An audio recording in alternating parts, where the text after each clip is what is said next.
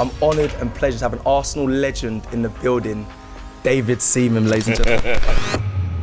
Mr. Dean, can you hear me? No way.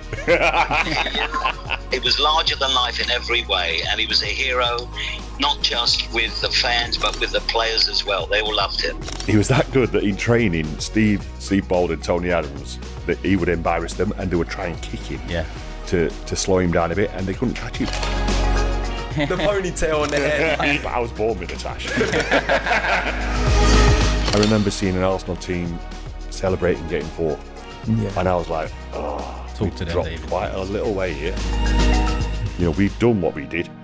It's their time to go and create their own history.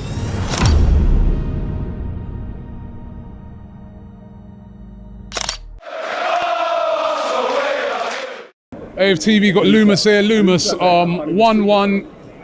There's only one place to start. It's the big talking point of the game.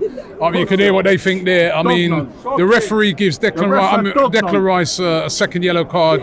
When Arsenal winning 1-0, it changes the game. What did you make of that incident? That game ended 10 men vs 12. Like, honestly, the standard of refereeing in this league is poor, but today I've seen one of the worst referee performances I've ever seen. The fact that the fans are booing after the game, the chanting after the game at the referee. Like, there's been games we've been pissed off at the ref, but I've never seen it like this, innit? Like, where the fans are reacting in this way. He completely ruined the game, and for him to send off Declan Rice for a second yellow for that, one, that's just a joke thing, and two, João Pedro did the exact same thing in the first half, booted the ball down the pitch. And whacked it away. Yeah, and we're in a better position there as well. And nothing came of it. So when it happened, I'm thinking my man's getting sent off, not realising that it's Declan Rice is getting sent off. So it's a joke thing now. Yeah, and it did completely change the game, because up until then, you know, we're 1-0 up, we're comfortable in the game. But then after that, obviously, 10 men up against Brighton, they're a very good ball-paying team. We're up against it. I think it was unlucky to concede right away. I think that kind of deflated the team a little bit, but they showed resilience. We were still going at them. I think Havertz was great today. We had a few chances that unfortunately should have put behind, but you know, I can't be mad at the team today. Like, to come away with something, to play that long with 10 men against 12 was difficult, but they showed the resilience and done their thing. So it's just unfortunate now that we got to go to Tottenham without Rice. But yeah, and he won't be able to appeal that either, will he? Because it's a second yellow. It's not like a straight red or anything like that. I mean, Mikel Arteta's not going to be happy with that today. Nah, I'm looking forward to see what he says in the press conference, because we're gonna get a new memorable quote. Yeah. Definitely, man. Yeah. One last thing I'm going to ask you.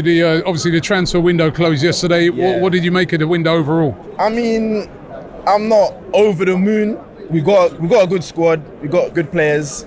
Unfortunate that Marino's injured now, but Raheem Sterling, man. Raheem the dream. Raheem the dream. I'm step out and represent today, innit? Like, I'm actually gassed that we signed him. I wanted Sterling to join this team since he's done his debut, since I ever heard about Sterling as a Jamaican, So for him to be here, I'm very happy to have him here.